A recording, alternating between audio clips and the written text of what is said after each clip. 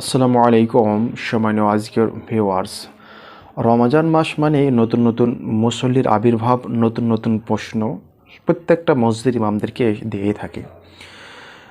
সাধারণত মুসল্লিরা একটা বিষয়, খুব ইম্পর্টেন্ট বিষয়, যে আমি যদি প্রথম রেকাতেই সূরা নাস পড়ে দেই তাহলে কি আমার নামাজ কি নাশ হয়ে যাবে, বিনষ্ট হয়ে যাবে, নাকি আমার নামাজ হবে কি হবে না, এ নিয়ে অনেকেই দ্বিধাদ্বন্দ্ব।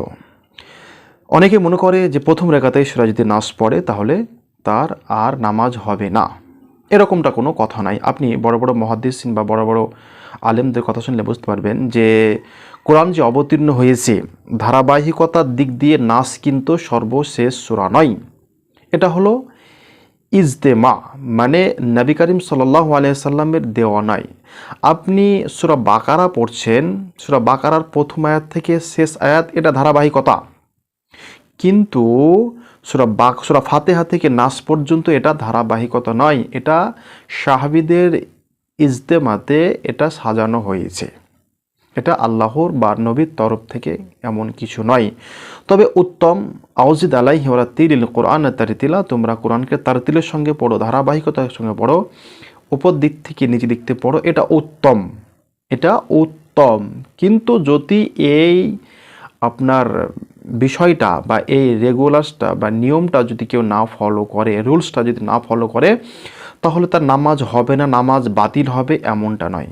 এ বিষয়ে আমাদের শাইখ সাহেবের আপনারা মন্তব্যটা শুনুন।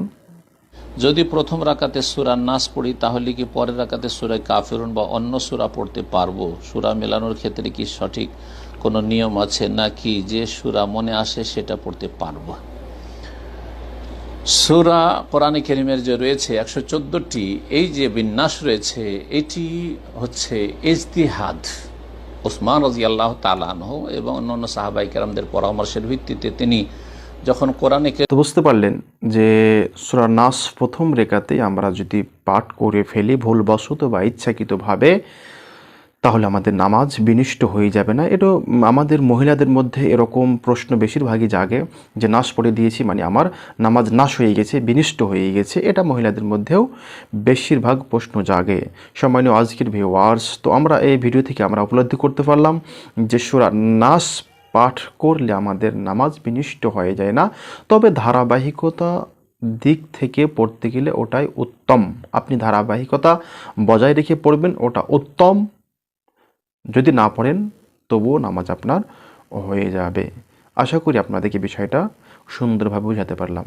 আসসালামু আলাইকুম ওয়া রাহমাতুল্লাহি ওয়া বারাকাতুহু।